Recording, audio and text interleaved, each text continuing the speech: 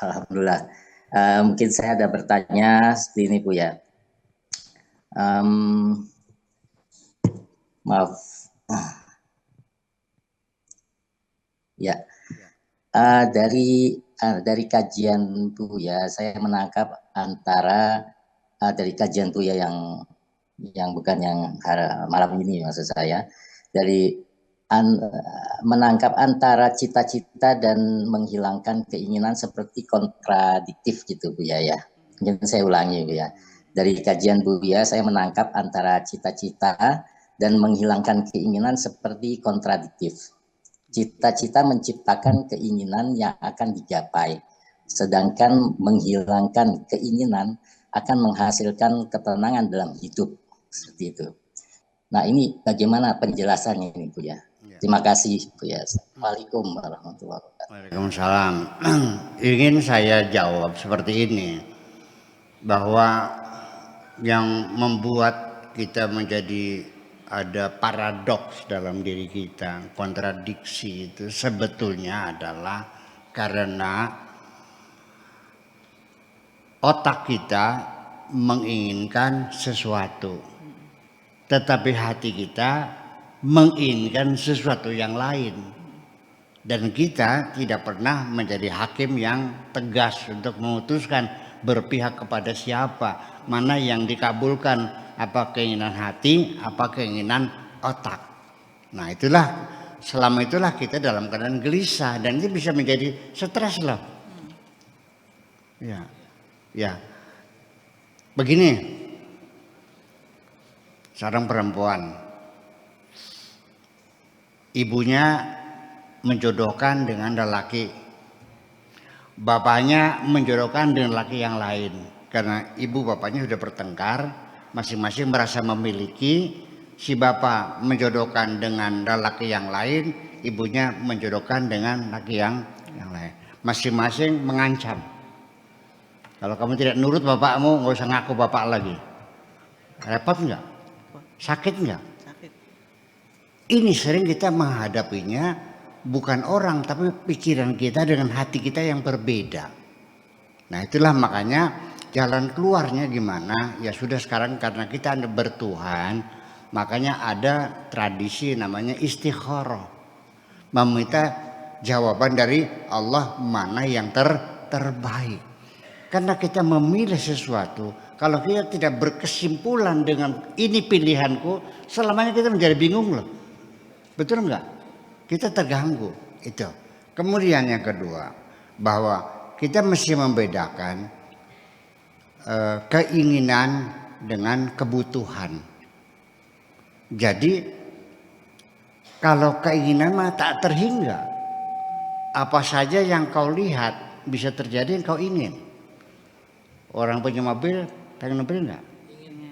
Ada ngeliat orang punya TV yang 55 inch, ingin nggak? Orang punya pesawat ingin nggak? Semua apa saja yang kau lihat, kau dengar, kau rasakan, kamu kepengen. Tetapi apakah itu semua kau butuhkan?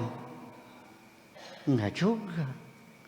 Nah makanya selagi keinginanmu masih bermunculan terus menerus dan tidak pernah kau sensor, tidak tidak disaring, tidak diseleksi dengan baik, maka percayalah, selagi keinginanmu terlalu banyak kau munculkan, maka berapapun banyaknya uangmu tidak akan pernah cukup kok. Percaya nggak? Sekarang ente punya uang berapa? 10 juta punya? 16. Ya. Nah kalau sekarang Anda punya uang 10 miliar, keinginan Anda bertambah nggak? Iya. Semakin banyak yang dilihat, semakin banyak yang potensi, keinginan itu semakin banyak. Maka artinya kalau Anda ingin hidup berkecukupan, maka batasilah keinginanmu itu. Jadi apa akhirnya? Yang kau butuhkan saja. Apa sih butuh? Ya makan, minum, pakaian, rumah, pendidikan, kesehatan, itu kebutuhan.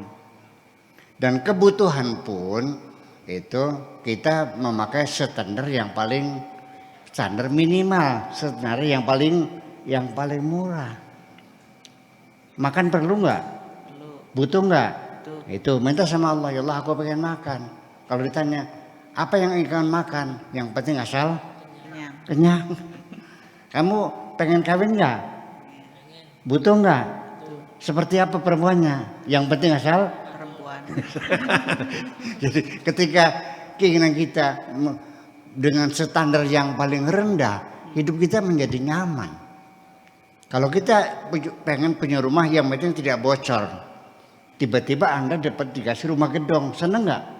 Nggak ada masalah.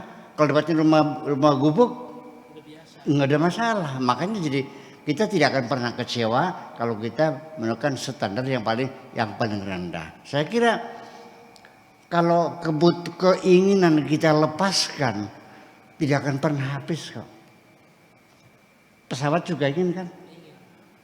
Pesawat juga ingin kan? Andai kan di Kabul, Anda bisa beli pesawat. Nanti menceloknya di mana tuh pesawatnya? Di Bangga Dua nih, di atas pohon mangga gitu. Lah ya enggak juga lah. Nah itu. Jadi